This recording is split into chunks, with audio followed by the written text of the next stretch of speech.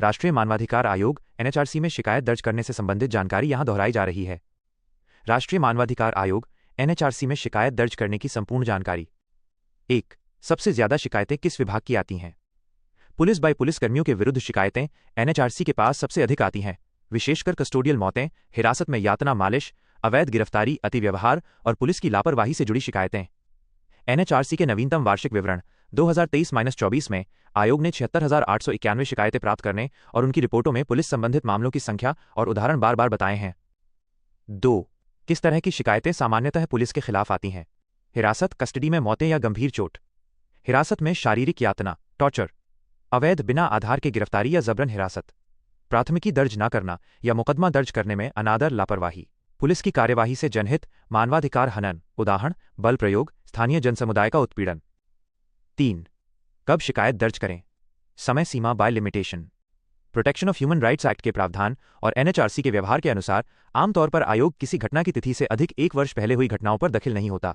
1 वर्ष की सीमा लागू मानी जाती है, पर विशेष परिस्थितियों में, जैसे घटना छुपाई गई रही, तुरंत पता न चलना, नए प्रमाण, आयोग देरी को खारिज नहीं करता और सहनीय कारण होने पर मामला लिया जा सकता है। इसलिए जितनी जल्दी हो सके शिकायत दाखिल कर दें। सामान्य रूप से 1 साल के भीतर दर्ज करना सुरक्षित है। 4. कहां और कैसे शिकायत दर्ज करें? स्टेप बाय स्टेप, ऑनलाइन जोड़ ऑफलाइन दोनों। ऑनलाइन सबसे तेज और अनुशंसित तरीका। 1. एनएचआरसी का ई पोर्टल IHRC नेट पर जाएं, राइटर और टेक्स्ट rcnet.nic.in का लिंक, hrcnet.nic.in का लिंक। लॉज कंप्लेंट, एनएचआरसी की वेबसाइट से भी लिंक उपलब्ध है। 2. मोबाइल नंबर OTP से वेरीफाई करें। 3. घटना का राज्य चुनें और तय करें, शिकायत एनएचआरसी को भेजनी है या संबंधित state human rights commission SHRC को, यदि मामला राज्य स्तरीय है। 4. आवश्यक डेटा भरें, आपका नाम, पता, पीड़ित का विवरण, घटना तिथि और स्थान, किसके खिलाफ पुलिस अधिकारी शिकायत है, संक्षिप्त विवरण, मांगी गई राहत। 5. समर्थन दस्तावेज अपलोड करें, PDF। 6. सबमिट करने पर आपको एक यूनिक डायरी नंबर मिलेगा, इसे संभाल कर रखें, इससे आप केस स्टेटस ट्रैक कर सकते हैं। बी ऑफलाइन, डॉक, email, fax, physical person. Post secretary INHRC, Manavadhikar Bhawan, block C, GPO complex, INA, new Delhi 1,10,023। Email complaint.nhrc@nice.in या NHRC की वेबसाइट पर दिए हुए custom email fax number. Toll free helpline 14,433 NHRC facilitation. 5.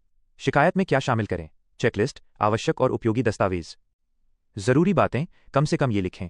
समर्थन में प्रमाण, दस्तावेज, आपकी पहचान और संपर्क, नाम, पता, mobile, email, FIR, discharge, doctor report, photo, video, पीड़ित का नाम, विवरण, गवाहों के बयान, घटना की ठीक तारीख और स्थान, कोर्ट SHRC की कॉपियां, कोई पत्राचार, घटना का संक्षेप और किस प्रकार मानवाधिकार उल्लंघन हुआ, स्पष्ट और संक्षिप्त। डॉक्यूमेंट्स PDF में अपलोड करें, HRC नेट सिर्फ PDF अपलोड स्वीकार करता है।